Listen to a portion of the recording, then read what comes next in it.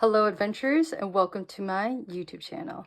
It is I, Soloist Venture, and today we are diving deep into my campaign of Vinekin's Revenge. Welcome to Everveil Hollow. So as you can see here, this is Everveil Hollow.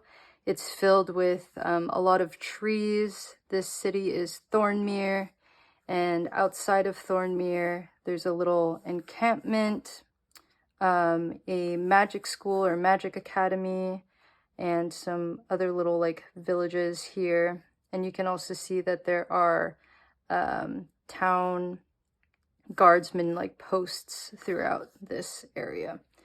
And so this is Everveil, and this over here, this is Everveil Hollow. As you can see, it's kind of surrounding THORNMERE, and this is a very well-developed city. They're definitely the type of townsfolk that are very into innovation, just wanting to make things be better, be bigger. A very driven and rich town, I'll say. And for the system that I'm going to be using, it is CAIRN, and this is the character that I have. So this is Morgwen Cormac. And she comes from a family of really rich, noble mercenaries. And basically, if you haven't seen the last video, which is the teaser, and explaining her backstory. If you haven't seen the backstory of Morgwen Cormac, she comes from a wealthy, very wealthy family of mercenaries. They're very well known all around the region. But basically what happens is her family gets into a lot of debt, and everyone involved basically wants their family dead. Even the grandfather wants the family dead. And so her and her twin sister, they run away to just start over. So she is trying to get to THORNMERE to start over and also keep her identity hidden as well. So anyways, yeah, so that is a little bit about Morgwen. I'm going to be using the CAIRN system. It is a classless system, which is nice. And I did decide to use the bestiary that is within CAIRN, but I am adjusting the stats to help make it more fair for just a solo player. And it is a really simple system. You only have 3 ability scores. It's strength, dexterity, and willpower. So yeah, we will just dive right into it.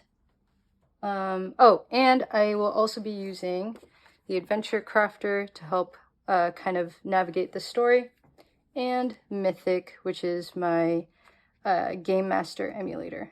And with Mythic, there is a fate chart that answers your yes and no questions, and there's a lot of just random events and tables that you can use throughout your adventures. I really highly recommend this one. It's really, really great tool.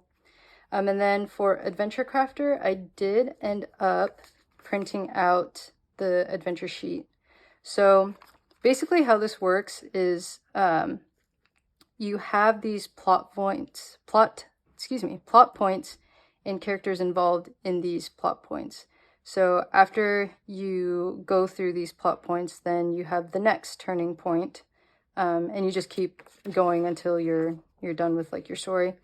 But you roll on the themes of what is kind of the situation, the vibe of the turning point. So for here, I rolled an action, and this is how we start out our story.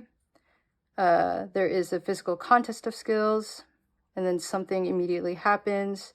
The character is attacked. There's another physical contest of skills, and then here someone helps PC. So all of this can be rolled, and you would find it in this table here. So I use the table here to kind of help point out and create the story and kind of what's going on. So we will see what happens here. So basically what happens is Morgwen is running away. And so it is now, so her backstory, that was 3 years ago since she left her family. And now she is just trying to, start over, and she wants to go to Thornmere. So the setting right now, it's dark and it's becoming really late at night. It's raining and it's cold. And along her travels she encounters a group of bandits.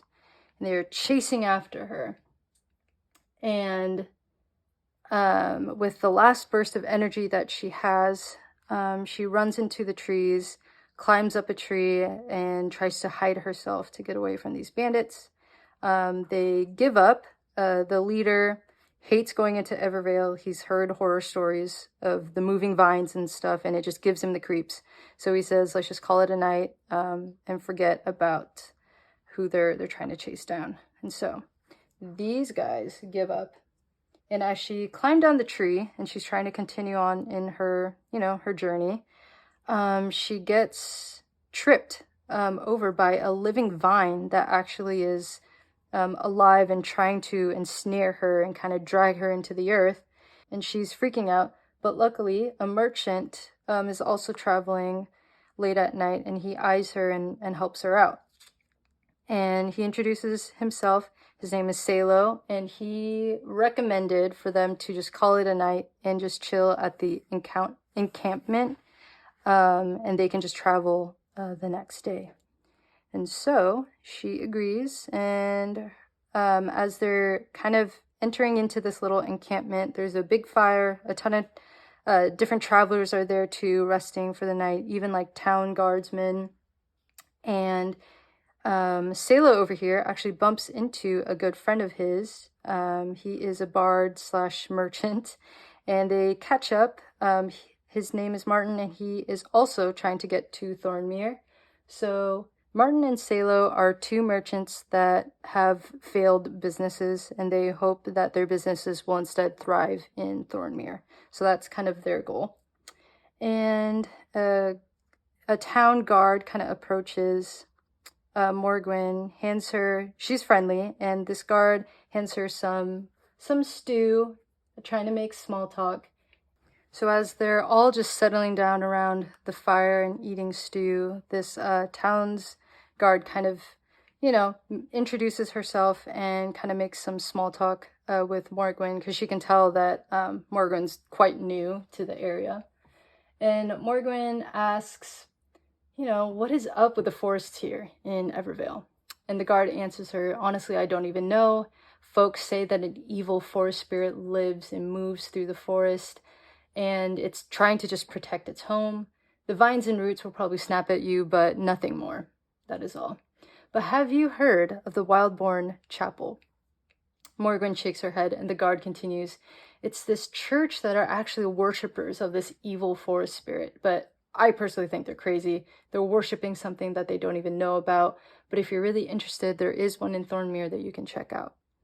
And Morgwen kind of shakes her head and, puts her hands out. And she's like, no, I'm good. I'm not religious. I'm really not trying to, get into any of that. I was just curious. And I just want to stay safe from these vines. And as the night continues, Martin is kind of encouraged by the group of travelers to pull out his lute, and he starts to sing. And he says these lyrics, Kevin stirs in the night, we bow in fear, for none dare fight. Your roots and your vines, your tendrils bind, in your embrace we lose our mind. And Morgwen interrupts and is like, whoa, what is this? This is a really weird and odd song. Who is this Kevin? And Martin kind of laughs at her and he says, well, it's Kevin, the evil Vinekin, of course. And that is how they ended their night. And so we'll be kind of continuing and building up the story here. But that is part 1 of Vinekin's Revenge. So we'll be continuing on.